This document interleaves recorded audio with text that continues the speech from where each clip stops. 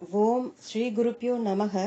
ஆன்மாக்களின் பயணம், journey of souls, doctor Michael Newton. அத்தியாயம் 9, ஆரம்ப நிலையிலுள்ள ஆன்மா. தொடக்க கல்வி கற்கும் 2 வகையான ஆன்மாக்கள் உள்ளனர். முதல் வகை ஆன்மீக உலகின் வெளியேயான வாழ்வை பொறுத்தவரை உண்மையில் இளமையான ஆன்மாக்கள். இரண்டாவது வகை பூமியின் மீது நீண்ட காலமாக மனித பிறவி எடுக்கும் ஆன்மாக்கள், ஆனால் இன்னும் முதிர்ச்சி அடையாமல் இருப்பவர்கள். படித்தளம் 1லும் 2லும் 2 வகையான தொடக்க நிலையிலுள்ள ஆன்மாக்களையும் நான் காண்கிறேன். பெரும்பாலும் இன்று பூமியில் மனித உடல் எடுக்கும் 3/4 பங்கு ஆன்மாக்கள் இன்னும் முன்னேற்றத்தின் துவக்க நிலைகளில் உள்ளார்கள் என்று நான் நம்புகிறேன். இது மொத்தமாக ஊக்கம் கெடுக்கும் கூற்று என்று எனக்கு தெரியும். ஏனென்றால் பெரும்பாலான நம் மனித தொகை தங்களது பயிற்சியின் தாழ்ந்த எல்லையில் இயங்குகிறது என்று அது பொருள்படுகிறது. இதை தவிர பல்வேறு பண்பாடுகளை பற்றி எதிர்மறையான கருத்துகளாலும் வன்முறையாலும் சூழ்ந்துள்ள உலக மக்கள் தொகையை ஆழ்ந்து ஆராயும் போது பூமியில் தாழ்வு நிலையிலுள்ள அதிக சதவீத ஆன்மாக்களை பற்றிய என் கருத்தை மாற்றிக்கொள்ள நான் விரும்பவில்லை. ஆயினும் ஒவ்வொரு நூற்றாண்டும் அனைத்து மனிதர்களின் விழிப்புணர்விலும் மேம்பாட்டை கொண்டு வருகிறது என்று நான் நினைக்கிறேன்.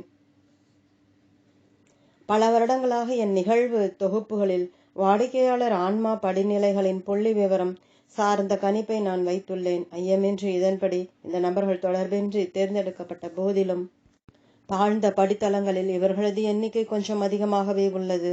என் நிகழ்வுகளில் வளர்ச்சியின் தாழ்ந்த படித்தளத்தில் உள்ள ஆன்மாக்கள் அதிகமாக இருப்பது ஏனென்றால் அவர்களுக்குத்தான் வாழ்க்கையில் உதவி தேவைப்படுகிறது.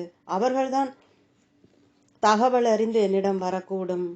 அறிய ஆர்வம் உள்ளவர்களுக்கு என் எல்லா நிகழ்வுகளின் ஆன்ம படிநிலையின் சதவீதங்கள் பின்வருமாறு: படிநிலை 1 42%, படிநிலை 2 31%, படிநிலை 3 17%, படிநிலை 4 9%, படிநிலை 5 1%. உலகிலுள்ள 5 பில்லியன் ஆன்மாக்களில் இந்த எண்ணிக்கைகளை வைத்து சதவீதத்தை வெளிப்படுத்துதல் நம்பத்தகாததாக இருக்கும். எனினும் படிநிலை 5இல் பூமியில் ஒரு சில 100,000 மக்களைத்தான் நாம் கொண்டிருக்கலாம் என்ற சாத்தியத்தை நான் காண்கிறேன்.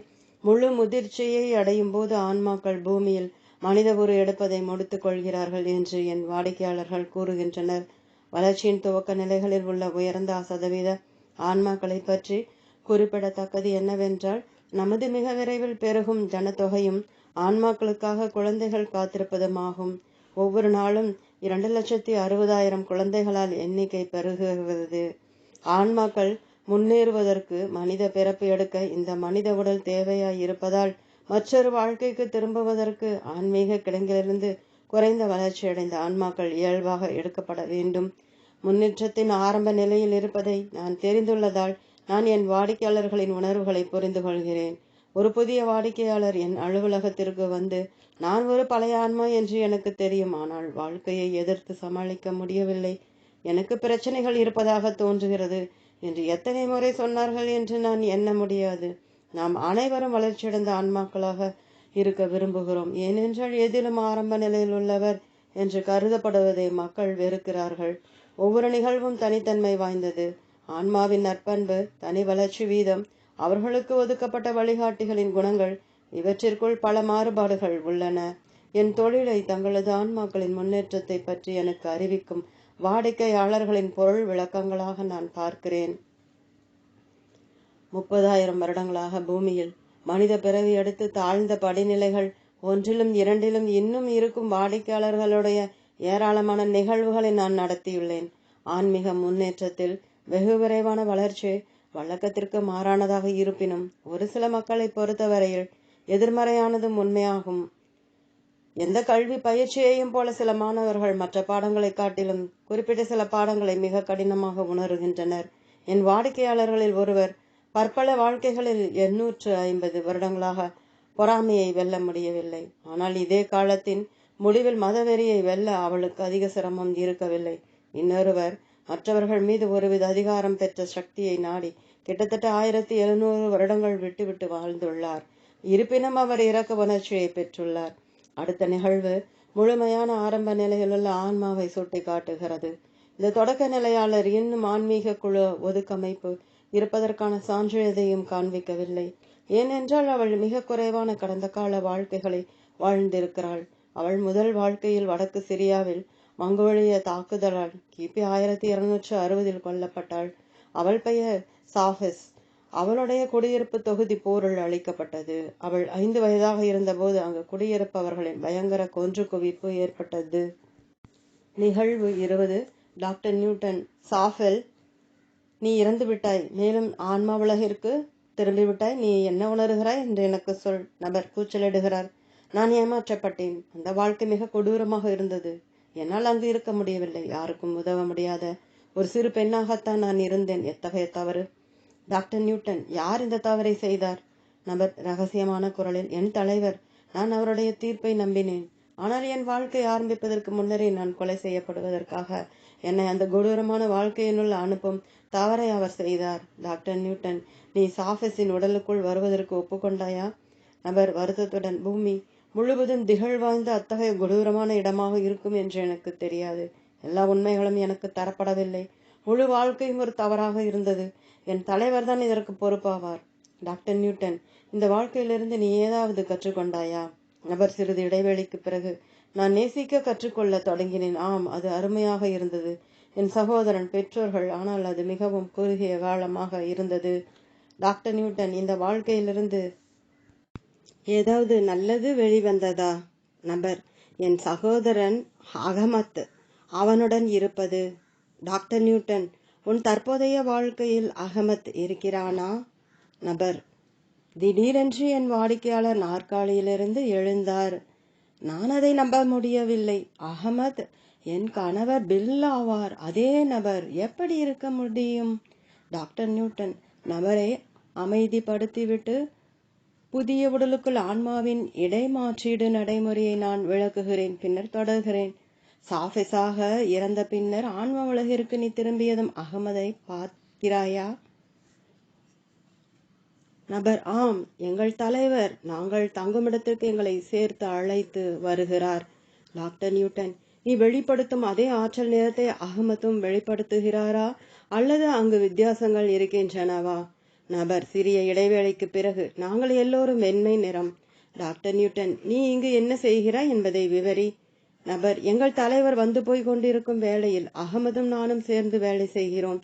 டாக்டர் நியூட்டன், என்ன செய்கிறீர்கள்? நபர், நாங்கள் எங்களை பற்றி, பூமியில் எங்கள் அனுபவத்தை பற்றி நினைத்து பார்க்கிறோம். நாங்கள் மிக விரைவில் கொல்லப்பட்டதை குறித்து நான் இன்னும் புண்பட்டுள்ளேன். ஆனால் அங்கு சூரிய வெளிச்சத்தில் நடந்து கொண்டு பூமியின் காற்றை சுவாசித்து கொண்டு சந்தோஷம் இருந்தது, அன்பு இருந்தது. டாக்டர் நியூட்டன், நீயும் அகமதும் வாழ்க்கையில் சேர்ந்திருந்ததற்கு முன்னர் நீ தனியாக இருந்த காலத்திற்கு செல். படைக்கப்பட்டது எது போல இருந்தது? நபர் அமைதி குலைந்து, எனக்கு தெரியாது. நான் இங்கு இருந்தேன் எண்ணத்துடன். டாக்டர் நியூட்டன், நீ படைக்கப்பட்ட போது முதலாக அறிவாற்றலுள்ள நபராக எண்ண ஆரம்பித்ததை நீ நினைவு கொண்டுள்ளாயா? நபர், நான் கண்டு உணர்ந்தேன். நான் வாழ்ந்தேன். ஆனால் இந்த அமைதியான இடத்திற்கு அகமதுடன் தனியாக அனுப்பி வைக்கப்படும் வரையில் நான் என்னை நானாக தெரிந்து கொள்ளவில்லை. டாக்டர் நியூட்டன், உன் வழிகாட்டியை தவிர மற்றொரு ஆன்மாவுடன் நீ வேலை செய்ய தொடங்கிய போது உன் தனித்துவம் அதிக அளவு தெரிய வந்தது என்று நீ கூறுகிறாயா? நபர், ஆம், அகமதுடன். டாக்டர் நியூட்டன், அகமதுக்கு முன்னரான காலத்தை நினைவுகொள். அப்போது உனக்கு எதை போல இருந்தது? நபர், வெதுவெதுப்பாக. என் மனம் திறக்க ஆரம்பித்து, அப்போது அவள் என்னுடன் இருந்தாள். டாக்டர் நியூட்டன், அவளா? உன் தலைவர் தன்னை உனக்கு ஆணாக வெளிக்காட்டினார் என்று நான் எண்ணினேன். நபர், நான் அவரை குறிப்பிடவில்லை. யாரோ ஒருவர் தாய் தந்தையின் தோற்றத்துடன், பெரும்பாலும் தாயாக என்னை சூழ்ந்திருந்தார். டாக்டர் நியூட்டன், எந்த தோற்றம்? நபர், எனக்கு தெரியாது. ஒரு மிருதுவான ஒளி, மாறுகின்ற தோற்றங்கள். எனக்கு அது விளங்கவில்லை. அன்பார்ந்த செய்திகள், ஊக்குதல். டாக்டர் நியூட்டன், இது ஆன்மாவாக உன் படைப்பின் காலத்திலா? நபர், ஆம், எல்லாம் மங்களாக உள்ளது. நான் பிறந்தபோது அங்கு மற்றவர்களும் இருந்தனர், உதவுபவர்கள். டாக்டர் நியூட்டன், உன் படைப்பின் இடத்தை பற்றி நீ எனக்கு இன்னும் என்ன சொல்ல முடியும்? நபர் நீண்ட இடைவேளைக்கு பிறகு, மற்றவர்கள் என்னை நேசிக்கிறார்கள். குழந்தையர் வளர்ப்பகத்தில் நாங்கள் அங்கிருந்து செல்கிறோம். பிறகு நான் அகமதுடனும் எங்கள் தலைவருடனும் இருந்தேன். டாக்டர் நியூட்டன், யார் உண்மையில் உன்னையும் அகமத்தையும் படைத்தார்? நபர், இறைவன். புதிதாக பிறந்த ஆன்மாக்களுக்கு ஆன்மா உலகில் ஒருவித மகப்பேற்று பிரிவு இருப்பதாக தோன்றுகிறது. ஒரு வாடிக்கையாளர் என்னிடம் சொன்னார், இந்த இடத்தில் தேன்கூடு வடிவத்தில் குஞ்சு பொரிக்க தயாராக இருக்கும் முட்டைகளைப் போல குழந்தைகளுக்கான ஒளி வரிசைப்படுத்தப்படுகிறது. இடம்பெயர்ந்த ஆன்மாக்களை பற்றிய 4ஆம் அத்தியாயத்தில் சேதப்படுத்தப்பட்ட ஆன்மாக்களுக்கு எவ்வாறு புதிய உரு அளிக்க முடியும் என்று நாம் பார்த்தோம். சாஃபெஸால் விவரிக்கப்பட்ட படைப்பு மையங்களும் அதே செயல்முறைகளை கொண்டுள்ளன என்பது என் ஊகமாகும். அடுத்த அத்தியாயத்தில் உபயோகிக்கப்படாத மற்றும் வர்ணிக்கப்பட முடியாத ஆற்றல் எவ்வாறு சுயத்தினுள் திறமையாக மாற்றப்படக்கூடும், மேலும் ஆன்மீக முறைகளின் மூலம் அகங்காரம் எவ்வாறு உருவாகிறது என்பதை பற்றி நிகழ்வு 22 மூலம் இன்னும் அதிகமாக விளக்கம் அளிக்கப்படும். நிகழ்வு 20 உள்ள நபர் முதிர்ச்சி அற்ற ஆன்மாவின் சில தெளிவான குணங்களை கொண்டுள்ளார். நாம் ஆயுட்காலம் முழுவதும் அவலமான படுகொலிக்குள் சென்றிருந்த 67 வயது பெண்மணியானவள், அவள் மற்றவர்கள் மீது தாராள மனப்பான்மையுடைய போக்கை தெளிவுபடுத்தி காட்டவில்லை. அவளுடைய செயல்களுக்கான பொறுப்பையும் அவ்வளவாக ஏற்றுக்கொள்ளவில்லை. என் வாழ்க்கை என்னை சந்தோஷத்திலிருந்து வஞ்சித்து விட்டது என்பதற்கான விடைகளை தேடி இந்த வாடிக்கையாளர் என்னிடம் வந்தாள். எங்கள் அமர்வு வேலைகளில் அகமத் அவளுடைய முதல் கணவர் பில் என்று நாங்கள் தெரிந்து கொண்டோம்.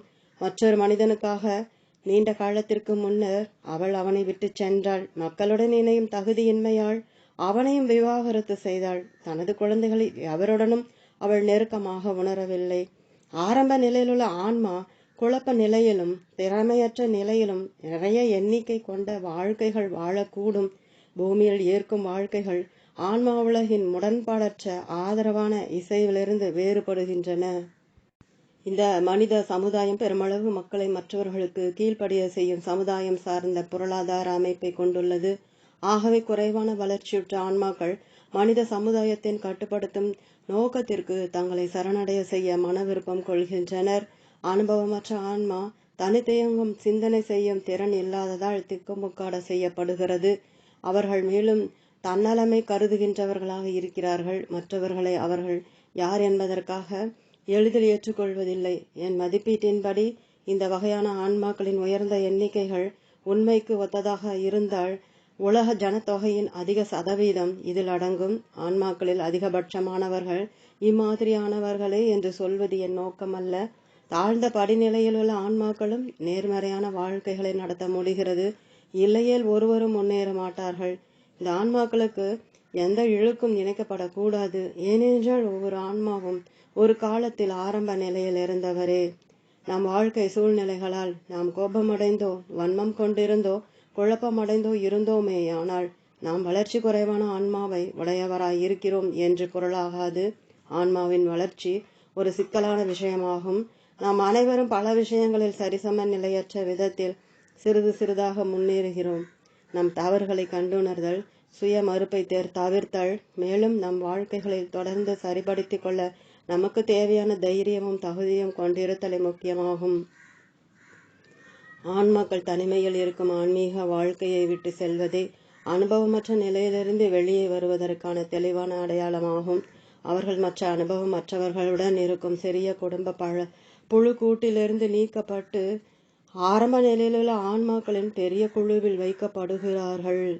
இந்த கட்டத்தில் அவர்கள் நெருங்கிய மேற்பார்வையின் மீதும் தங்களுடைய வழிகாட்டிகளிடமிருந்து தனி கவனிப்பையும் குறைந்த அளவு சார்ந்திருக்கிறார்கள். இளைய ஆன்மாக்களுக்கு தாங்கள் பெரும்பகுதியான ஆன்மா குழுக்களின் ஒரு பங்கு என்று முதன்மையாக கண்டுணர்தல் ஒரு பெரும் மகிழ்ச்சியின் ஆதாரமாகும். அனுபவமற்ற ஆன்மா தனிமையில் இருந்த சில காலத்தை பொருட்படுத்தாமல் பார்த்தோமேயானால் பொதுவாக இந்த முக்கியமான ஆன்மீக நிகழ்ச்சி பூமியில் 5வது வாழ்க்கையின் முடிவில் நிகழ்கிறது என்று நான் கண்டுணர்கிறேன். இந்த புதிய ஆன்மா குழுக்களில் இருக்கும் சில ஆன்மாக்கள் பூமியில் தங்களுடைய சில கடந்த கால வாழ்க்கைகளில் இளைய ஆன்மாவுடன் தொடர்பு கொண்டிருந்த உறவினர்கள் மற்றும் நண்பர்களின் ஆன்மாக்களாகும். புதிய கொத்துக்குழு உருவமைப்பை பற்றி முக்கியமாக குறிப்பிடத்தக்கது என்னவென்றால், மற்ற அதே படிநிலையில் உள்ள குழு உறுப்பினர்களும் கூட முதன்முறையாக தங்களை சேர்ந்து கண்டுணரும் புதிய ஆன்மாக்களே. குறிப்பிட்ட இடத்தில் நிறைபெறுதல் மீதான 7ஆம் அத்தியாயத்தில் நிகழ்வு 16 உள்ள நபர் அவர்களுடன் மீண்டும் சேர்ந்தபோது ஒரு ஆன்மாக்குழு எவ்வாறு தோன்றியது என்று நாம் பார்த்தோம். மேலும் இந்த நபரால் அறிவிக்கப்பட்டவாறு எவ்விதத்தில் வாழ்க்கை அனுபவங்கள் வரைபட காட்சிகள் மூலம் கற்கப்பட்டது என்றும் நாம் பார்த்தோம். நிகழ்வு 21 ஆன்மீக குழுவின் இணைந்து செயல்படுதல் பற்றியும் அதன் உறுப்பினர்கள் ஒருவர் மீது ஒருவர் எவ்வாறு தாக்கத்தை ஏற்படுத்துகின்றனர் என்பதை பற்றியும் விளக்கமாக கூறும் சில பாடங்களை கற்கும் ஆர்வம், ஊக்கம் மற்றும் மனித பிறப்பின் முன் அனுபவத்தை பொறுத்து ஆன்மாக்கள் தங்களுக்கிடையே உறுதியாகவோ அல்லது வலிமையற்றோ இருக்கக்கூடும். உறுப்பினர்களின் தனித்துவ பண்பு திறன்களுக்கு ஏற்ப ஒரே படிநிலையில் உள்ளவர்களுக்கு துணை செய்ய கொத்து குழுக்கள் கவனமாக திட்டமிடப்படுகின்றன. இந்த ஒன்றியிருக்கும் திறம் பூமியில் நாம் அறிந்துள்ளதை காட்டிலும் அதிகமாக உள்ளது. அடுத்த நிகழ்வு ஒரு குழு உறுப்பினரின் மனக்காட்சியிலிருந்து அளிக்கப்பட்டாலும் அவளுடைய உயரிய உணர்வு நிலையுடைய மனம் குழுக்களில் நடக்கும் நடைமுறைக்குள் புலன்களால் அறியக்கூடிய தன்மையை அளிக்கிறது. என் வாடிக்கையாளர் பெருமித பகட்டுள்ள ஆண்கள் சார்ந்த ஆன்மீக குழுவை வர்ணிப்பார். இந்த குழுவின் கர்வம் கொண்ட ஆன்மாக்கள் தற்காதல் கொண்ட மிகைப்பட்ட நடத்தையால் இணைக்கப்பட்டுள்ளார்கள். தனி மதிப்பீட்டை கண்டுபிடிக்க இந்த ஆன்மாக்கள் உபயோகிக்கும் பொது அணுகுமுறைகள் அவர்கள் ஏன் சேர்ந்து வேலை செய்கிறார்கள் என்பதற்கான ஒரு அறிகுறியாகும். இந்த ஆன்மாக்களின் ஊதாரித்தனமான நடத்தை முறைகள் சிறிதளவிற்கு அவர்களது ஆன்மீக முன்னுணர்வால் சரியீடு செய்யப்படுகிறது. மனத்தொடர்பு சார்ந்த உலகில் ஒருவரை பற்றியும் எல்லா குழு உறுப்பினர்களாலும் முழு உண்மை அறியப்பட்டுள்ளதால் நகைச்சுவை தவிர்க்க முடியாதது. ஆன்மாக்கள் ஒருவரை ஒருவர் கேலி செய்கின்றனர் என்பதை சில வாசகர்கள் ஒப்புக்கொள்ள கடினமாக உணரக்கூடும். ஆனால் தன்னைத்தானே ஏமாற்றிக் கொள்ளுதல் மற்றும் போலி நடிப்பு நகைச்சுவையின் அடிப்படையில் வெளிப்படுத்தப்படுகிறது. நான் சார்ந்த பாதுகாப்புகள் ஆன்மா குழுக்களில் ஒவ்வொருவராலும் மிக நன்றாக புரிந்து கொள்ளப்படுகின்றன. சமநிலையில் இருப்பவர்களுள் ஒருவர் தன்னையே வெற்றி கொள்ளுதல் என்பது மாறுதலுக்கான ஒரு உறுதியான தூண்டு விசையாகும். ஆன்மீக நோய் நீக்கல் நேர்மையான சமநிலையில் உள்ளவர்களின் கருத்தினாலும் பரஸ்பரமான நம்பிக்கையாலும் காலத்தின் கடைசி வரை மற்றவர்களுடன் ஒன்று சேர்ந்து முன்னேற ஆசை இருப்பதாலும் நிகழ்கிறது. ஆன்மாக்கள் தீங்கிழைக்கலாம், ஆனால் அவர்களை சூழ்ந்து அக்கறை காட்டும் ஆன்மாக்கள் அவர்களின் தேவையாக இருக்கிறது. ஆன்மீக குழு இணைந்து செயல்படுதலின் நிவாரண சக்தி மிகவும் குறிப்பிடத்தக்கது. ஒவ்வொருவரும் பொது இலக்குகளை குறித்து கடும் முயற்சி செய்வதால் ஆன்மா உறுப்பினர்கள் திறனாய்வு மற்றும் பாராட்டினை உபயோகித்து இணைப்பு ஏற்படுத்திக் கொள்கின்றனர். நான் என் வாடிக்கையாளர்களுக்கு அளிக்கக்கூடிய சிறந்த உதவியில் கொஞ்சம் அவர்களுடைய ஆன்மா குழுக்களை பற்றி நான் பெறும் தகவல்களிலிருந்து வருகிறது. ஆன்மா குழுக்கள் ஆன்மா போதனையின் முதல்நிலை வழியாகும். இந்த குழுக்களை கண்காணிக்கும் வழிகாட்டிகளின் திறமைகளிலிருந்து கற்பதை விட தனது சமநிலையில் உள்ளவர்களிடமிருந்து ஆன்மாக்கள் அதிகம் கற்பதாக தோன்றுகிறது. ஆம்ஸ்டர்டாமில் வசிக்கும் ஹாலந்து நாட்டின் ஓவியராக தனது கடந்த கால வாழ்க்கையின் வாடிக்கையாளர் பின்தொடரும் நிகழ்வில் மீண்டும் ஒரு முறை வாழ்ந்து காட்டிவிட்டார். அவர் 1841 இளைய வயதில் தனது ஓவியத்திற்காக அங்கீகாரம் பெறுகின்ற சமயத்தில் சளிக்காய்ச்சலில் இறந்தார். என் வாடிக்கையாளர் கொழுங்க சிரிந்து கொண்டிருக்கும் போது நாங்கள் அவருடைய ஆன்மீக குழுவில் மீண்டும் சேருகின்றோம். நிகழ்வு 21.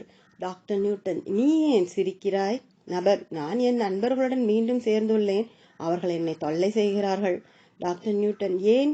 நபர், ஏனென்றால் நான் என் கண்ணை கவருகின்ற பூட்டி கட்டப்பட்ட காலணிகளையும் ஓரங்களில் தேய்க்கப்பட்ட நீல நிற நாடாக்களுடன் பளிச்சென்ற பச்சை வெல்வெட் சட்டையையும் அணிந்து கொண்டிருக்கிறேன். என் பெரிய அலங்கோலமான ஓவியர் தொப்பியுடன் அவர்களை திகைக்க வைக்கிறேன். டாக்டர் நியூட்டன், இந்த துணிகளை அணிந்து உன்னை வெளிப்படுத்தி காட்டுவதை பற்றி அவர்கள் உன்னை கலாட்டா செய்கிறார்களா? நபர், அது உனக்கு தெரியும்.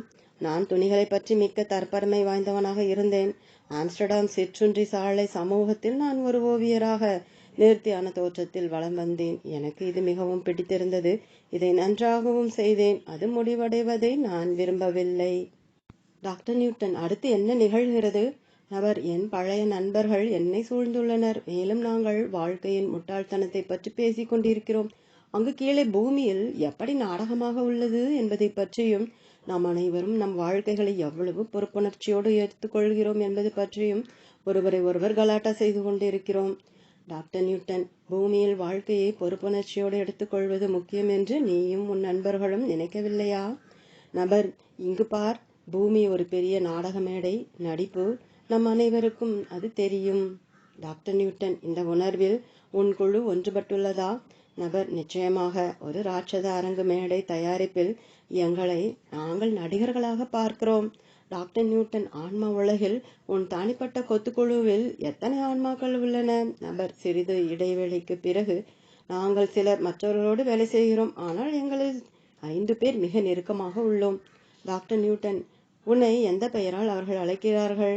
நபர், லெம். இல்லை, அது சரியல்ல. ஆலம்.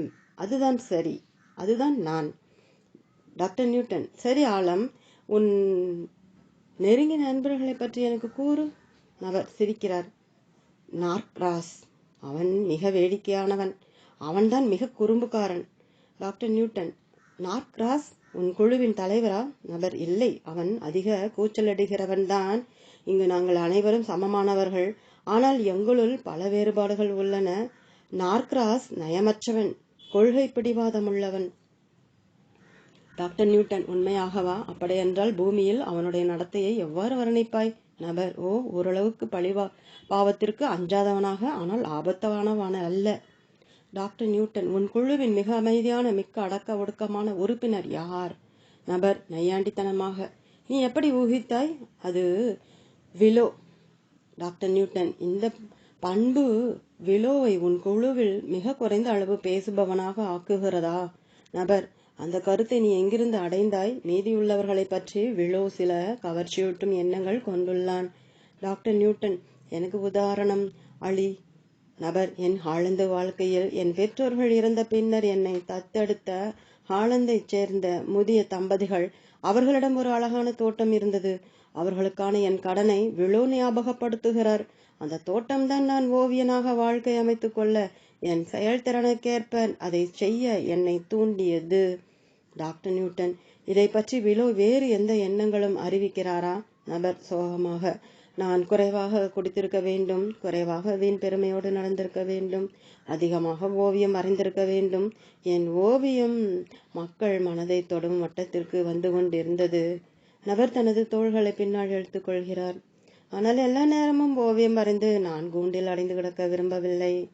டாக்டர் நியூட்டன், விலோவின் கருத்துக்களை நீ மதிக்கிறாயா?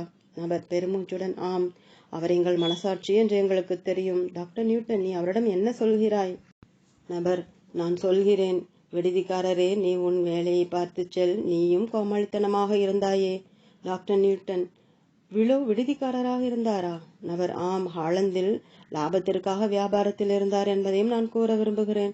டாக்டர் நியூட்டன், விலோ இவ்வாறு இருந்தது தவறு என்று நீ நினைக்கிறாயா? நபர் தன்னுறுத்தலுடன், இல்லை, அவ்வாறில்லை. உணவும் இருப்பிடமும் தேவைப்பட்ட தெருவில் இருந்த அந்த ஏழை மக்களுக்கு உதவ அவர் நஷ்டத்தை ஏற்றார் என்று எங்கள் எல்லோருக்கும் தெரியும். அவர் வாழ்க்கை மற்றவர்களுக்கு பயனுள்ளதாக இருந்தது. டாக்டர் நியூட்டன், முழு உண்மையும் எல்லோருக்கும் தெரிந்திருக்கும் போது மற்றொருவர் மனதிலுள்ள எண்ணங்களை உணர்ந்து கொள்வது உன் வாதங்களை ஆதரிக்க முடியாமல் செய்கிறது என்று நான் நினைக்கிறேன். நபர், ஆம், விலோ முன்னேறி கொண்டிருக்கிறார் என்று நாங்கள் அனைவரும் அறிவோம். டாக்டர் நியூட்டன், உங்கள் அனைவரையும் விட விலோ விரைவாக முன்னேறக்கூடும் என்பது உன்னை தொல்லை செய்கிறதா? நபர், ஆம், நாங்கள் அந்த அளவு சேர்ந்து சந்தோஷமாக இருந்தோம். இந்தியாவில் அவர்கள் சகோதரர்களாக சேர்ந்து பயணம் செய்த விலோவுடனான ஒரு முந்தைய வாழ்க்கையை நபர் நினைவிற்கு கொண்டு வருகிறார். டாக்டர் நியூட்டன், விலோவிற்கு என்ன நிகழும்? நபர், அவர் விரைவில் எங்களை விட்டு சென்று விடுவார். அது எங்கள் எல்லோருக்கும் தெரியும். சென்றுவிட்ட மற்றவர்களுடன் தொடர்பு கொள்ள. டாக்டர் நியூட்டன், ஆழம், எத்தனை ஆண்மக்கள் உன் முதலாவது குழுவை விட்டு சென்று விட்டனர்? நபர் ஒரு நீண்ட இடைவெளிக்கு பின்னர் இறங்கத்தக்க நிலையில், ஒரு தம்பதிகள் சென்று விட்டனர். நாங்கள் இறுதியில் அவர்களை பிடித்து விடுவோம். ஆனால் இப்போதைக்கல்ல. அவர்கள் மறைந்து விடவில்லை. நாங்கள் அவர்களது ஆற்றலை அவ்வளவாக பார்க்கவில்லை. டாக்டர் நியூட்டன், விலோவையும் நாக்ராஸையும் தவிர உன் மிக நெருங்கிய குழுவில் உள்ள மற்றவர்களின் பெயர்களை எனக்கு சொல். நபர் பொழிவு பெற்று, தப்பிழி, ட்ரின்னியன். நல்லவிதமாக எப்படி நேரத்தை கழிப்பது என்று அவர்கள் இருவருக்கும் தெரியும். டாக்டர் நியூட்டன், உன் குழுவை மிக தெளிவாக அடையாளம் கண்டுணர்வது எப்படி? நபர் ஆர்வத்துடன், துணிவான செயல், பரபரப்பு. இங்கு சில முன்னோடியான நபர்கள் எங்கள் குழுவில் உள்ளவர்கள். நபர் மகிழ்ச்சியுடன் விரைகிறார். டப்ரி இப்போதுதான் கப்பல் குழு முதல்வராக காடு சார்ந்த வாழ்க்கையிலிருந்து வெளியே வந்தார். நார்க்ராஸ் தனிப்பட்ட வணிக வியாபாரியாக இருந்தார். நாங்கள் வாழ்க்கையை மிக முழுமையாக வாழ்கிறோம். ஏனென்றால் வாழ்க்கையை அழிப்பதை ஏற்றுக்கொள்வதில் நாங்கள் தனித்திறம் வாய்ந்தவர்கள். டாக்டர் நியூட்டன், ஆலம், சுய மன நிறைவான சொற்களை நான் இங்கு கேட்கிறேன். நபர் பாதுகாப்பாக, அதில் என்ன தவறு? எங்கள் குழு வாடும் பூக்களால் ஆனதல்ல. உனக்கு தெரியுமா? டாக்டர் நியூட்டன், ட்ரினியன் கடைசி வாழ்க்கையின் கதை என்ன? நபர் மூர்க்கத்தனமாக கத்துகிறார். அவர் ஒரு பாதிரியாராக இருந்தார். நீ அதை நம்ப முடியுமா? என்ன போலித்தனம்! டாக்டர் நியூட்டன், எந்த விதத்தில்? நபர், என்ன சுய ஏமாற்றுதல்! நார்கிராஸ், டப்ரி, நான் மூவரும் திருச்சபை குருவாக அவருடைய தேர்வு நன்மை, பெருந்தன்மை அல்லது ஆன்மீகத்திற்கு எந்த தொடர்பு கொண்டிருக்கவில்லை என்று ட்ரினிட்டனிடம் கூறுகிறோம். டாக்டர் நியூட்டன், சுய பாதுகாப்பிற்காக ட்ரினியனின் ஆன்மா மானசீகமாக என்ன வெளிப்படுத்துகிறது? நபர், ஏராளமான மக்களுக்கு ஆறுதல் அளித்ததாக அவர் எங்களிடம் கூறுகிறார். டாக்டர் நியூட்டன், இனி நார்கிராஸ், டப்ரி அவருக்கு என்ன பதிலளிக்கிறீர்கள்? நபர், அவர் உறுதியுடன் இல்லை என்று கூறுகிறோம். அவருக்கு பணம் வேண்டியிருந்தது. இல்லாவிடில் அவர் ஒரு எளிமையான பாதிரியாராக இருந்திருப்பார் என்று நார்கிராஸ் அவரிடம் கூறுகிறார். அது அவரை பாதிக்கிறது. நானும் அதையே தான் சொல்கிறேன். டப்ரி இவை எல்லாவற்றையும் பற்றி என்ன நினைக்கிறார் என்று நீ யூகிக்கலாம். டாக்டர் நியூட்டன், தெரியவில்லை, நீ சொல். நபர், டப்ரினியன் தனது பருமனான சட்டை பையனுள் ஒரு டன் பணத்தை கொட்டி கொண்டு ஒரு செல்வ உடைய கிறிஸ்துவ திருக்கோயிலுடன் கொண்ட ஒரு பெரிய நகரை தேர்ந்தெடுத்தார். டாக்டர் நியூட்டன், ஆனால் நீ ட்ரினிட்டியனிடம் என்ன சொல்கிறாய்? நபர், அவர் அணிந்த வண்டமான உடைகள் பால் நான் ஈர்க்கப்பட்டுள்ளேன். பிரகாசமான சிவப்பு, மிக நேர்த்தியான துணி, தனது சமய குருவின் மோதிரத்தை, அங்கிருந்த எல்லா தங்கத்தையும் வெள்ளியையும் அவர் விரும்பினார். தன் மக்கள் கூட்டம் தன்னை புகழ்வதை அவர் மிகவும் விரும்பினார். ட்ரினிட்டியினால் எங்களிடமிருந்து எதையும் மறைக்க முடியாது. நல்ல உணவு மற்றும் சுலபமான மெத்தென்ற வாழ்க்கையை அவர் விரும்பினார். டாக்டர் நியூட்டன், இந்த வாழ்க்கையை தேர்ந்தெடுத்ததற்கான தன்னோக்கத்தை அவர் விளக்க முயற்சிக்கிறாரா?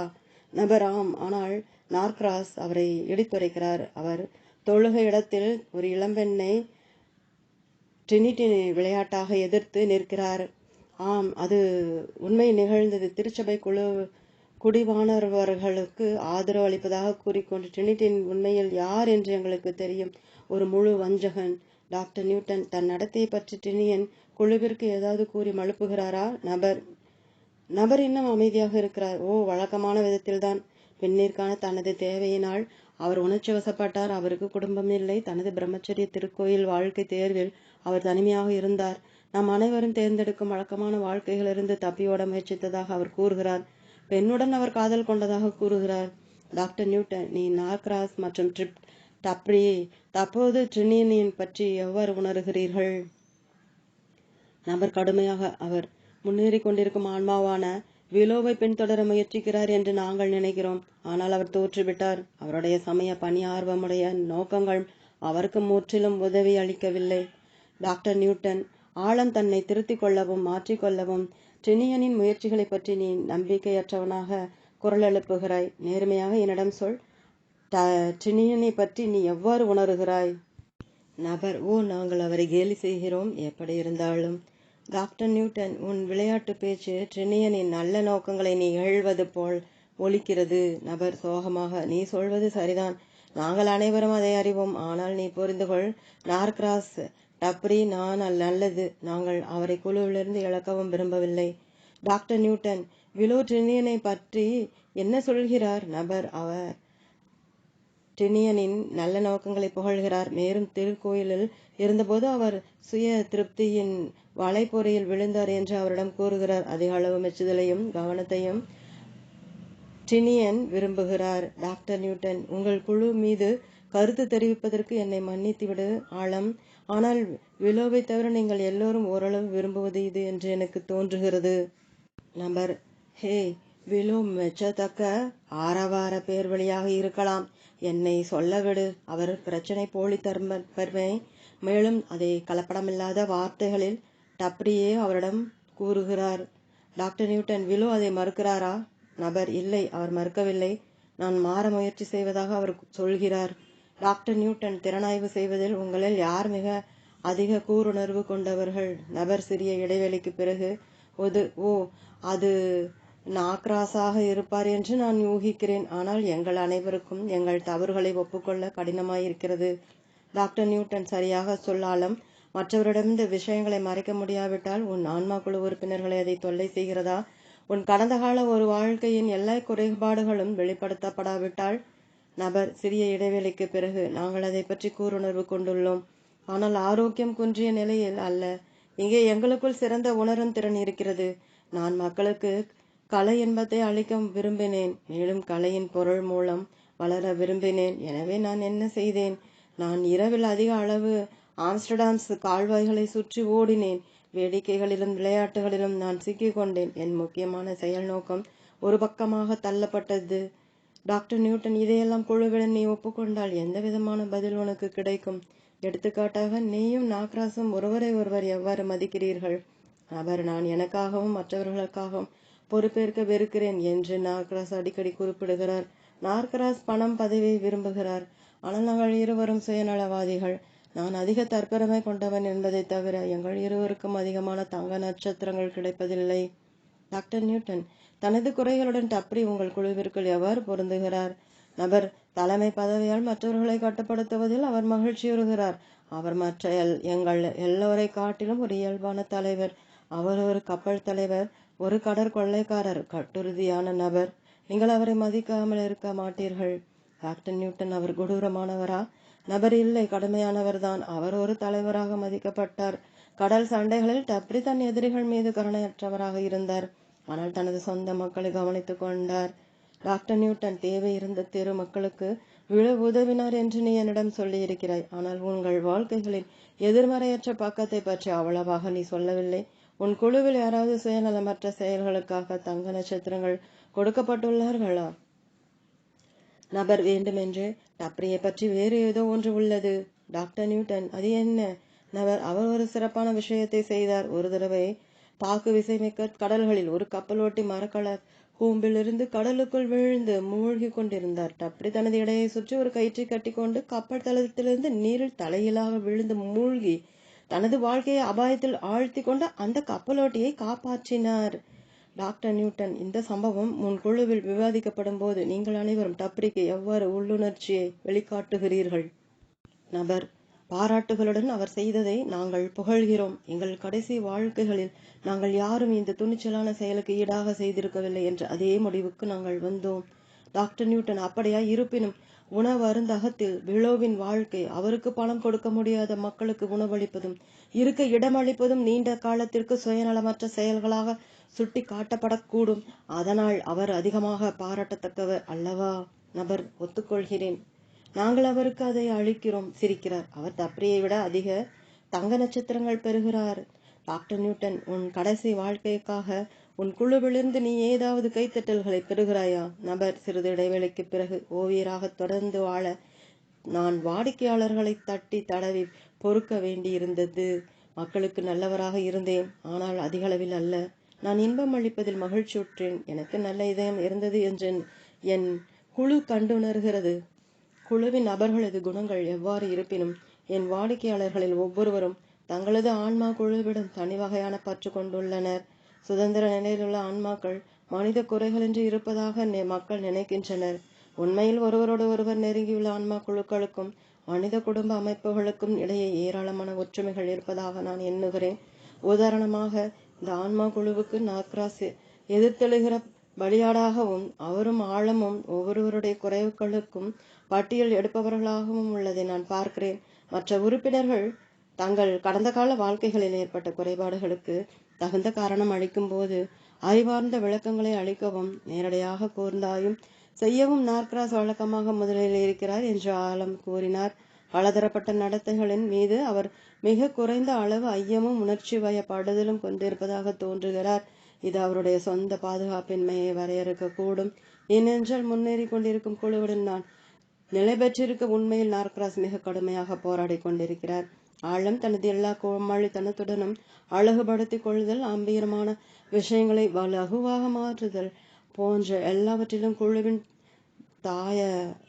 தாக பெரும்பாலும் மனித குடும்பங்களில் மிக்க இளைய குழந்தை இருக்கக்கூடும் என்று நான் நினைக்கிறேன். ஆன்மா குழுக்களில் சில ஆன்மாக்கள் மற்ற குழு உறுப்பினர்களை விட அதிகமாக எளிதில் மனம் முடிகிறவர்களாகவும் பாதுகாக்கப்படுபவர்களாகவும் எனக்கு தோன்றுகிறது.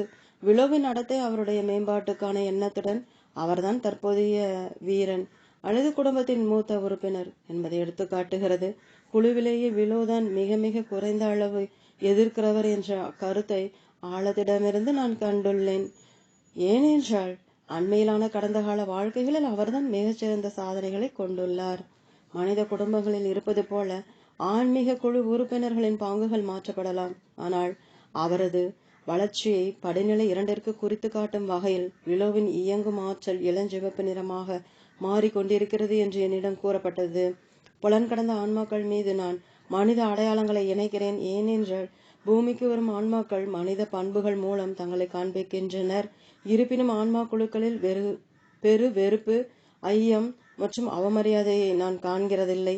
இரக்க உணர்ச்சியுள்ள சூழ்நிலையில் சமபடி நிலையிலுள்ள குழுக்களின் உறுப்பினர்களுக்குள் ஒருவரை ஒருவர் சூழ்ச்சித்திரத்தால் கையாள முடியாமலோ அல்லது ரகசியங்களை வைத்துக் கொள்ள முடியாமலோ கட்டுப்படுத்துவதற்கு எந்த சக்தி போராட்டங்களும் இல்லை. ஆன்மாக்கள் தங்கள் மீதே அவநம்பிக்கை கொண்டுள்ளனர். ஒருவர் மற்றவர் மீதல்ல. மன உரம், ஆர்வம், தங்கள் புதிய உடல் சார்ந்த வாழ்க்கைகளில் மென்மேலும் முயற்சி செய்து கொண்டிருக்கும் விருப்ப ஆற்றல் ஆகியவற்றை ஆன்மாக்களிடம் நான் காண்கிறேன். ஆன்மீக குழு உறுப்பினர்களுக்குள் சமுதாயம் சார்ந்த விஷயங்களை பற்றிய என் குறிப்புகளில் சிலவற்றை உறுதிப்படுத்தும் முயற்சியில் நான் ஆழத்தை இன்னும் சில கேள்விகள் கேட்கிறேன்.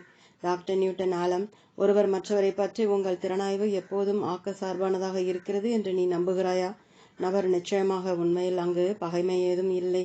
ஒருவர் மற்றொருவர் நடைமுறையை பற்றி நாங்கள் கேலி செய்கிறோம். நான் அதை ஒப்புக்கொள்கிறேன். ஆனால் நாங்கள் உண்மையில் யார், நாங்கள் எங்கு செல்ல வேண்டும் என்பதன் ஒருவித ஒப்புக்கொள்ளுதல் மட்டும்தான். டாக்டர் நியூட்டன், உன் ஆன்மா குழுவில் எந்த உறுப்பினராவது எப்போதாவது ஒரு கடந்த கால வாழ்க்கையை பற்றி அவமானம் அல்லது குற்றுணர்வு கொள்ள வைக்கப்படுகிறார்களா? நபர், அல்ல. அவை மனித ஆயுதங்கள். மேலும் நாங்கள் என்ன உணர்கிறோம் என்பதற்கு இது மிக குறுக்கலான ஆயுதம். டாக்டர் நியூட்டன், நல்லது. ஆன்மாவாக உன் உணர்வுகளை மற்றொரு வழியில் நான் அணுக அனுமதியளி. நீ உன் குழு உறுப்பினர்களில் ஒருவரை விட மற்றொருவரிடமிருந்து கருத்து பெற்றுக்கொள்வது பாதுகாப்பானது என கருதுகிறாயா? நபர், இல்லை, நான் கருதவில்லை. நாங்கள் அனைவரும் ஒருவரை ஒருவர் மிகவும் மதிக்கிறோம். மிகப்பெரிய திறனாய்வு எங்களுக்கு உள்ளிருந்து வருகிறது. டாக்டர் நியூட்டன், எந்த கடந்த கால வாழ்க்கையிலாவது உன் நடத்தைக்காக ஏதாவது வருத்தம் உனக்கு இருக்கிறதா? நபர், நீண்ட இடைவேளைக்கு பிறகு, ஆம், நான் யாரையாவது காயப்படுத்தி இருந்தால் நான் வருத்தப்படுகிறேன். மேலும் இங்கிருக்கும் ஒவ்வொருவருக்கும் எல்லா தவறுகளை பற்றியும் தெரியும். ஆனால் நாங்கள் கற்றுணர்கிறோம். டாக்டர் நியூட்டன், இந்த விஷயத்தில் நீ என்ன செய்கிறாய்? நபர், நாங்கள் எங்களுக்குள் பேசுகிறோம். அடுத்த தடவை பிழையை திருத்த முயற்சிக்கிறோம். டாக்டர் நியூட்டன், முன்னரே நீ எனக்கு கூறியதிலிருந்து நார்கிராஸ், நீ மற்றும் டப்ரி உங்களுடைய சொந்த குறைபாடுகள் மீது அடைத்து வைக்கப்பட்டுள்ள உணர்வுகளை ஒருவர் மற்றவர் மீது வீசி எறிந்து சிறிதளவு விடுவித்துக் கொள்ளக்கூடும் என்ற எண்ணத்தை நான் கொண்டிருந்தேன். நபர், முன் ஆலோசனையுடன். நாங்கள் உண்மையில் குற்றம் காண்கின்ற மனப்பான்மையுடன் கருத்துக்களை கூறுகிறோம். ஆனால் இது மனிதர்கள் செய்வது போலல்ல. உடல்கள் இல்லாமல் நாங்கள் திறனாய்வை சிறிது வித்தியாசமாக எடுத்துக்கொள்கிறோம். மனக்கசப்போ பொறாமையோ இல்லாமல் நாங்கள் யார் என்ற எண்ணத்தில் நாங்கள் ஒவ்வொருவரும் மற்றவரை காண்கிறோம். டாக்டர் நியூட்டன், நான் உன் வாயில் வார்த்தைகளை புகுத்த விரும்பவில்லை. ஆனால் உன் குழுவால் திறந்து காட்டப்பட்ட இந்த எல்லா ஆர்ப்பாட்டமும் உள்ளார்ந்த உணர்வுகளை சுட்டி காட்டக்கூடும் என்றுதான் நான் கூறுகிறேன். நபர், ஓ, அது வேறொரு விஷயம். ஆம், நாங்கள் ஆன்மாக்களாக தன்னம்பிக்கை இழக்கிறோம். மேலும் எங்கள் திறமைகளை பற்றி தகுதியற்றவராக உணர்கிறோம். எங்கள் மீது வைக்கப்பட்ட நம்பிக்கையினால் முன்னேற முயற்சி செய்கிறோம். டாக்டர் நியூட்டன், எனவே உங்களை பற்றி உங்களுக்கே ஐயங்கள் இருக்கும்போது ஒவ்வொருவருடைய செயல் நோக்கங்கள் மீது நம்பிக்கையற்ற கருத்துக்களை தெரிவிப்பது சரியா? நபர், நிச்சயமாக. ஆனால் எங்கள் தனிப்பட்ட செயல் திட்டங்கள் மீது நேர்மையாக இருப்பதற்கு ஒருவர் மற்றொருவரால் நாங்கள் கண்டுணரப்பட விரும்புகிறோம். சில நேரங்களில் சுய அகம்பாவம் வழியில் வந்தடைகிறது. மேலும் நாங்கள் இதை கடந்து செல்ல ஒருவரை ஒருவர் உபயோகிக்கிறோம். அடுத்த உரையாடலில் குழு குணப்படுத்துதலுக்கு தொடர்புள்ள மற்றொரு ஆன்மீக இயல் நிகழ்ச்சியை நான் அறிமுகப்படுத்துகிறேன். நிகழ்வு 21 நபரின் பொருள் விளக்கங்களின் மூலம் இந்த செயலை பற்றி நான் அதிக மக்களிடமிருந்து வேறுபாடுடைய கருத்துக்களை கேட்டுள்ளேன். டாக்டர் நியூட்டன் ஆலம், இப்பொழுது உன் குழு உறுப்பினர்கள் ஒருவரோடு ஒருவர் எவ்வாறு தொடர்பு கொண்டுள்ளனர் என்பதை பற்றி பேசும்போது நான் உங்கள் அனைவருக்கும் இதில் உதவும் ஆன்மீக ஆற்றலை நீ விவரிக்க வேண்டுகிறேன். நபர் தயங்கியவாறு, நான் உனக்கு சொல்லலாமா என்று தெரியவில்லை. டாக்டர் நியூட்டன், கவனமாக யோசி. அறிவு திறம் வாய்ந்த ஆற்றலுடன் உன் குழுவில் ஒருவரோடு ஒருவரை இணக்கத்துக்கு கொண்டு வர வேறு எந்த வழியும் இல்லையா? நபர், நீண்ட இடைவேளைக்கு பிறகு, கூம்பில் இருந்தா? டாக்டர் நியூட்டன், கூம்பு என்ற வார்த்தை எனக்கு புதிதாக உள்ளது. ஆனால் நான் சரியான பாதையில் இருக்கிறேன் என்று எனக்கு தெரியும். ஆம், கூம்புகள். உன் குழுவை பொறுத்தவரை அவற்றை பற்றி நீ என்ன அறிவாய் என்று விளக்கமளி. நபர் மெதுவாக, கூம்புகள் எங்களுக்கு உதவி செய்கின்றன. டாக்டர் நியூட்டன், தயவுசெய்து தொடர்ந்து கூறு. கூம்பு என்ன செய்கிறது என்று எனக்கு சொல். நான் இதை பற்றி முன்னால் கேட்டிருக்கிறேன் என்று நினைக்கிறேன். ஆனால் உன்னுடைய தனி விளக்கத்தை நான் வேண்டுகிறேன். நபர், எங்களை சூழ்ந்து செல்ல அது உருவாக்கப்படுகிறது, எனக்கு தெரியுமே. டாக்டர் நியூட்டன், எந்த விதத்தில் உருவாக்கப்பட்டுள்ளது? இன்னும் வெளிப்படையாக இருக்க முயற்சி செய். நபர், அது சிலிண்டர் நீல உருளை வடிவமானது, மிக பிரகாசமானது. அது எங்களுக்கு மேலேயும் முழுவதும் சூழ்ந்தும் உள்ளது. கூம்பு மேல் பாகத்தில் சிறியதாகவும் அடிபாகத்தில் அகலமாகவும் உள்ளது. எனவே அது எங்கள் எல்லோர் மீதும் பொருந்துகிறது. பெரிய வெள்ளை தொப்பிக்கு கீழே சென்றடைவது போல அதை உபயோகிக்க நாங்கள் கூம்பின் கீழே மிதக்கலாம். டாக்டர் நியூட்டன், ஆன்ம உலகிற்கு திரும்பி வந்தவுடனேயே நீ அனுபவித்த குணப்படுத்துகின்ற குளியல் இது இல்லை என்று உனக்கு நிச்சயமாக தெரியுமா? நபர், ஓ இல்லை, அது பூமியில் நடந்த தீங்கை செப்பனிட தனிநபரை தூய்மைப்படுத்துவதற்காக இருந்தது. உனக்கு தெரியும் என்று நான் எண்ணினேன். டாக்டர் நியூட்டன், எனக்கு தெரியும். கூம்பு குணப்படுத்தும் குளியலிலிருந்து எவ்வாறு வித்தியாசமானது என்று நீ விளக்க வேண்டும் என நான் விரும்புகிறேன்.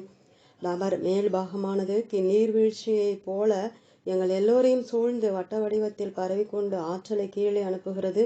மேலும் ஒரு குழுவாக மானசீக சமநிலை மீது உண்மையாக ஒருமுகப்படுத்த அனுமதிக்கிறது. டாக்டர் நியூட்டன், நீ கூம்பின் அடியில் இருக்கும்போது என்ன உணர்கிறாய்? நபர், எங்கள் எண்ணங்கள் பெரிதாக்கப்பட்டு பின்னர் உருவம் கொடுக்கப்பட்டு திரும்ப அழிக்கப்படுகிறது. இன்னும் அதிக அறிவு கூட்டப்படுகிறது. டாக்டர் நியூட்டன், இந்த அறிவுத்திறம் வாய்ந்த ஆற்றல் இன்னும் மையப்படுத்தப்பட்ட எண்ணங்களை கொடுத்து ஒரு குழுவாக உங்கள் ஒற்றுமைக்கு உதவுகிறதா? நபர், ஆம், அது உதவுகிறது. டாக்டர் நியூட்டன், வேண்டுமென்றே முரணாக உன்னிடம் நேர்மையாக ஒன்று கேட்கிறேன். ஆழம், இந்த கூம்பு முதலில் ஏற்பட்ட உன் எண்ணங்களை மாற்றிவிடுகிறதா? என்ன இருந்தாலும் உன்னுடனும் உன் குழுவின் மற்றவர்களின் இடையே ஏற்படும் வாதங்களும் கருத்து மாறுபாடுகளும் தான் உங்களை தனிநபர்களாக அறிவிக்கிறது. நபர் சிரிக்கிறார். எங்கள் எண்ணங்கள் மாற்றப்படவில்லை. உனக்கு மறுமையை பற்றி எதுவும் தெரியாதா? சேர்ந்து வேலை செய்ய எங்களுக்கு அது இன்னும் அதிக கூட்டான உள்நோக்கை அளிக்கிறது. டாக்டர் நியூட்டன், கூம்பு எப்போதும் கிடைக்கக்கூடியதா? நபர், எங்களுக்கு தேவையாக இருக்கும்போது அது அங்கே இருக்கிறது. டாக்டர் நியூட்டன், கூம்பை யார் இயக்குகிறார்? நபர், எங்களை காத்து ரட்சிப்பவர்கள். டாக்டர் நியூட்டன், உன் வழிகாட்டியா? நபர் குலுங்க சிரிக்கிறார். ஷேட்டோ, அவர் தனது பயணத்தில் மிக சுறுசுறுப்பாக இருக்கிறார் என்று நான் எண்ணுகிறேன். டாக்டர் நியூட்டன், நீ என்ன சொல்கிறாய்? நபர், நாங்கள் அவரை சர்க்கஸ் தலைவராக எண்ணுகிறோம், எங்கள் குழுவின் ஒரு அரங்கு மேலாளராக. டாக்டர் நியூட்டன், ஷேட்டோ உங்கள் குழுவின் ஆழ்ந்த ஆராய்வுகளில் ஒரு செயல்துறையினுடைய பங்கை வகிக்கிறாரா? நபர் தலையை ஆட்டுகிறார். உண்மையாக இல்லை. வழிகாட்டிகள் இத்தகைய வேலைகளுக்கு அப்பால் உள்ளனர். நாங்கள் பெரும்பாலும் எங்கள் சொந்த முயற்சியில் விடப்பட்டுள்ளோம். அது நல்லது. டாக்டர் நியூட்டன், ஷேட்டோவின் வராமைக்கு குறிப்பிட்ட ஒரு காரணம் இருப்பதாக நீ எண்ணுகிறாயா? நபர் சிறிய இடைவேளைக்கு பிறகு, ஓ, எங்கள் முன்னேற்றமின்மையால் அவர் ஒருவேளை சலிப்படைந்திருக்கலாம். இருந்தாலும் சடங்குகளின் முதல்வராக தன்னை வெளிக்காட்டுவதில் அவர் முனைப்பாக இருக்கிறார். டாக்டர் நியூட்டன், எந்த விதத்தில்? நபர் கேலியாக நகைத்து கொண்டு, ஓ அதுவா, எங்களுடைய சூடான வாதங்களில் திடீரென்று எங்களுக்கு முன் தோன்ற நீல சுடர் பொறிகளை சிதறவிட்டு கொண்டு எல்லா சக்தியும் கொண்ட நடுவராக ஒரு அற்புத செயல் செய்பவரை போல காட்சியை அளித்து கொண்டு. டாக்டர் நியூட்டன், ஒரு அற்புத செயல் செய்பவரா? நபர் இன்னும் சிரித்து கொண்டு, ஷேட்டோ ஒரு நீண்ட நீல வண்ண உடைகளில் உயர்ந்த முனையுடைய தொப்பியுடன் தோன்றுகிறார். அவருடைய மடிப்புகளாக தொங்குகிற வெள்ளை தாடியுடன் அவர் எளிமையாக திறமை வாய்ந்தவராக தோன்றுகிறார். நாங்கள் அவரை போற்றுகிறோம். டாக்டர் நியூட்டன், ஆன்மீக மெர்லின் போன்ற உருவத்தை நான் கற்பனை செய்கிறேன். நபர், சொல்லப்போனால் ஒரு கீழே நாட்டு மெர்லின். சில சமயங்களில் நம்மால் அறிந்து கொள்ள முடியாதவர். அவர் ஒரு முழு பகட்டான உடையில், குறிப்பாக நாங்கள் மற்றொரு வாழ்க்கையை தேர்ந்தெடுக்க இருக்கும்போது பகட்டழகுடைய வருகையை தர விரும்புகிறார். அவருடைய செயலை நாங்கள் எவ்வளவு பாராட்டுகிறோம் என்று அவருக்கு தெரியும். டாக்டர் நியூட்டன், இந்த எல்லா அரங்கு மேடை மேலாண்மையுடன் ஷேட்டோ ஒரு கருத்தார்ந்த வழிகாட்டியாக உங்கள் குழுவுடன் அந்த அளவு உணர்ச்சி வாய்ந்த தொடர்பு கொண்டுள்ளாரா என்று அறிய நான் ஆர்வமுள்ளேன். நபர், என்னை ஏளனம் செய்யும் விதத்தில் கேள். நாங்கள் ஒரு கட்டுப்பாடற்ற கொத்து என்று அவருக்கு தெரியும். இணக்கமற்றவராக அவரே அதில் பங்கு கொள்கிறார். ஆனால் அவர் மிக்க புத்திசாலித்தனமானவரும் கூட. டாக்டர் நியூட்டன், ஷேட்டோ உங்கள் குழுவிற்கு சலுகை காட்டுபவராக இருக்கிறாரா? அவர் உங்கள் ஊதாரித்தனத்தை அதிக அளவு கட்டுப்படுத்துவதாக தோன்றவில்லை. நபர் ஷேட்டோ எங்களிடமிருந்து முடிவுகளை பெறுகிறார். ஏனென்றால் அவர் அல்லல் தருகிறவரோ சலிப்பூட்டும் அறிவுரை அளிப்பவரோ அல்ல. எங்களிடம் அது செல்லுபடியாகாது. நாங்கள் அவரை மதிக்கிறோம். டாக்டர் நியூட்டன், ஷேட்டோவை எப்போதாவது மட்டும் கவனிக்க வரும் அறிவுரை கோருபவராக நீ பார்க்கிறாயா, அல்லது ஒரு சுறுசுறுப்பான மேற்பார்வையாளராகவா? நபர், எங்கள் விவாதங்களுக்கு ஒரு பிரச்சனையை அமைத்து தர முன்னறிவிப்பல்லாமல் அவர் திடீரென்று வருவார். பின்னர் அவர் அவ்விடத்தை விட்டு செல்கிறார். நாங்கள் குறிப்பிட்ட விஷயங்களை எப்படி தீர்க்கக்கூடும் என்று கவனித்து கேட்பதற்கு பின்னர் திரும்பி வருவார். டாக்டர் நியூட்டன், உங்கள் குழுவில் ஏற்பட்ட பிரச்சனையின் ஒரு உதாரணம் எனக்கு அளி. நபர், சிறிய இடைவேளைக்கு பிறகு, நாங்கள் மிக அதிகமாக பூமியின் மீது நடிகர்களாக எங்கள் பாகங்களை நடிப்பவர்களாக கண்டுணர்கிறோம் என்று ஷேட்டோவுக்கு தெரியும். அவர் எங்கள் ஆழமற்ற தன்மையை கண்டிக்கிறார். நாங்கள் உள்ளிலிருந்து வெளியே வேலை செய்ய வேண்டும், அதற்கு எதிர்மாறாக அல்ல என்று கற்பிக்க அவர் முயற்சிக்கிறார். டாக்டர் நியூட்டன், எனவே ஷேட்டோவின் போதனை கருத்தார்ந்தது. ஆனால் நீங்கள் அனைவரும் வழியில் கோமாளித்தனம் செய்ய விரும்புகிறீர்கள் என்று அவருக்கு தெரியுமா? நபர், ஆம், அதனால் தான் ஷேட்டோ எங்களுடன் இருக்கிறார். நாங்கள் நல்வாய்ப்புகளை வீணடிக்கிறோம் என்று அவருக்கு தெரியும். எங்களிடமிருந்து சிறந்ததை வெளிக்கொண்டு வர மற்றும் நாங்கள் அடையும் இடர்பாடு நிலைகளை சுட்டி காட்டி உணர வைக்க அவர் உதவுகிறார். டாக்டர் நியூட்டன், நீ என்னிடம் கூறியதிலிருந்து உன் ஆன்மீக குழு உன் வழிகாட்டியால் இயக்கப்பட்ட ஒருவித பட்டறையை போல ஒட்டப்படுகிறது என்ற கருத்து ஏற்படுகிறது. நபர், ஆம், அவர் எங்கள் ஒழுங்குணர்வை தட்டி எழுப்புகிறார், எங்களை தொடர்ந்து செல்ல வைக்கிறார். பூமியின் மீதான கல்வி பயிற்சி அளிக்கின்ற வகுப்பறைகளைப் போலவோ நோய் நீக்கல் துறைக்குழுக்கள் போலவோ இல்லாமல் ஆன்மா உலகில் உள்ள ஆசிரியர் ஆலோசகர்கள் குழு செயல் தலைவர்களாக தொடரும்படி கட்டுப்படுத்தப்படவில்லை என்று நான் கண்டுணர்ந்தேன்.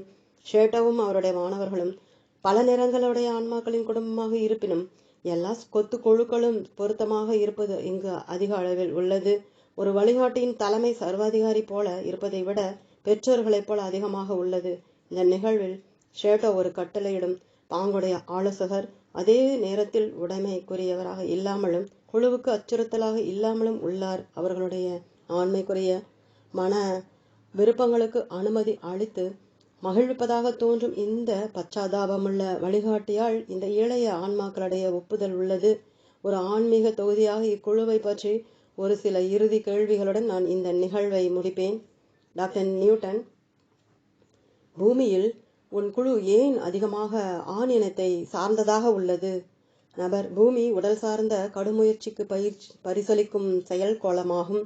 நாங்கள் ஆண்பால் பங்குகளை சார்ந்துள்ளோம். அதனால் நாங்கள் பறிக்கலாம், பிடித்திருக்கலாம், நிகழ்ச்சிகளை மாற்றி அமைக்கலாம். எங்கள் சுற்றுச்சூழல்கள் மீது ஆதிக்கம் செலுத்த எங்களை மற்றவர்கள் கண்டுணர. டாக்டர் நியூட்டன், சமுதாயத்தில் பெண்மணிகளும் மாறுதல் ஏற்படுத்தும் நிலையில் உள்ளனர். பெண் சார்ந்த பங்குகளில் அதிக அனுபவம் இல்லாமல் உங்கள் குழு எவ்வாறு முன்னேற்றம் அடைய நம்பிக்கை கொள்ளலாம்? நபர், இது எங்களுக்கும் தெரியும். ஆனால் சுதந்திரமாக இருக்க நாங்கள் அந்த அளவு வெறி ஆர்வம் கொண்டுள்ளோம். உண்மையில் மிக குறைந்த அளவில் திரும்ப பெறுவதற்கு நாங்கள் பெரும்பாலும் அதிக அளவு ஆற்றலை செலவழிக்கிறோம்.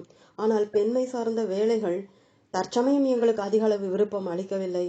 டாக்டர் நியூட்டன், உன் அடுத்த குழுவில் நீ எந்த பெண் கூட்டாளிகளும் கொண்டிராவிட்டால் பூமியில் உன் வாழ்க்கைகளை முழுமையாக்க அந்த ஆன்மாக்களுக்காக நீ எங்கு செல்வாய்? நபர், பெண் பங்குகளை வகிக்கும் சிலர் அருகாமையில் உள்ளனர். நான் ஜோஷியுடன் தொடர்ந்து முன்னேறி கொண்டிருக்கிறேன். என் வாழ்க்கைகளில் சிலவற்றில் அவள் என்னுடன் இருந்தாள். ட்ரினியன் ஞாலாவுடன் பற்றுதலாக இருக்கிறான். மேலும் அங்கு மற்றும் சிலர் இருக்கிறார்கள். டாக்டர் நியூட்டன், ஆலம், உன் குழுவின் தொடக்கத்தை பற்றி உனக்கு என்ன தெரியும் என்ற கேள்வியுடன் உன் ஆன்மீக தொடர்புகளை பற்றிய என் உரையாடலை முடித்துக்கொள்ள விரும்புகிறேன். நபர், நீண்ட இடைவேளைக்கு பிறகு, நான் உனக்கு சொல்ல முடியாது. நாங்கள் ஒரு காலத்தில் சேர்ந்து வந்தோம். டாக்டர் நியூட்டன், நல்லது. யாரோ ஒருவர் உங்களில் ஒரே பண்புடையவர்களாய் சேர்த்து கொண்டு வர வேண்டி இருந்தது. அது கடவுள் என்று நினைக்கிறாயா? நபர், குழப்பமாக, இல்லை. கடவுளுக்கு கீழே உயர் மதிப்புடையவர்கள். டாக்டர் நியூட்டன், ஷேட்டோ அல்லது அவரை போன்ற மற்ற வழிகாட்டிகளா? நபர், இல்லை. உயர் மதிப்புடைய நான் நினைக்கிறேன் திட்டமிடுபவர்கள். இதற்கு மேல் எனக்கு ஒன்றும் தெரியாது. டாக்டர் நியூட்டன், உன் பழைய நண்பர்களில் சிலர் தங்கள் வளர்ச்சியின் காரணத்தால் உன் குழுவில் தங்களுடைய சுறுசுறுப்பான பங்கேற்றலை குறைத்து கொண்டுள்ளனர் என்று சிறிது நேரத்துக்கு முன் நீ என்னிடம் கூறினாய். நீ புதிய உறுப்பினர்களை எப்போதாவது பெறுகிறாயா? நபர், ஒருபோதும் இல்லை. டாக்டர் நியூட்டன், இது எஞ்சியிருப்பவர்களுடன் ஒன்றுபட்டு இணைவதற்கு ஒரு புதிய உறுப்பினருக்கு குழப்பம் இருக்கக்கூடும் என்பதனாலா? நபர் சிரிக்கிறார். நாங்கள் அவ்வளவு மோசமில்லை. அது ஒரு வெளியாள். நாங்கள் எண்ணத்தால் மிக நெருக்கமாக இணைக்கப்பட்டுள்ளோம் என்று நினைப்பதனால்தான். மேலும் அவர்கள் எங்கள் கடந்த கால அனுபவங்களை பகிர்ந்து கொண்டு இருக்க மாட்டார்கள். டாக்டர் நியூட்டன், இந்த சேர்ந்து வாழ்ந்த உங்களது கடந்த கால வாழ்க்கைகளை பற்றிய விவாதங்களின் போது மனித சமுதாயத்தின் வாழ்க்கை மேம்பாட்டுக்கு அது பங்களிக்கிறது என்று உங்கள் குழு நம்புகிறதா? நபர்: சிறிய இடைவேளைக்கு பிறகு, ஒரு சமுதாயத்தில் நடைமுறை மரபுகளை எதிர்த்துரைக்க அடிப்படை ஊகங்களை பற்றி கேள்விகள் எழுப்ப நாங்கள் விரும்புகிறோம். எங்கள் உடல் சார்ந்த வாழ்க்கைகளில் நாங்கள் ஊக்கத்தையும் சிரிப்பையும் கொண்டு வருகிறோம் என்று நான் நினைக்கிறேன். டாக்டர் நியூட்டன், உங்கள் குறிக்கோளை முன்னுக்கு கொண்டு வர தேவையானதை உன் ஆன்மா குழு விவாதித்து முடித்ததும் நீ ஒரு புதிய வாழ்க்கையை ஆவலுடன் எதிர்பார்க்கிறாயா? நபர் ஆர்வத்துடன்: ஆம். ஒவ்வொரு முறையும் பூமியில் புதிய பாகத்திற்காக நான் விட்டு செல்லும் போது நான் பிரியாவிடை வாழ்த்து சொல்கிறேன். உங்கள் அனைவரையும் திரும்ப இங்கே சந்திப்பேன் மரணத்திற்கு பிறகு.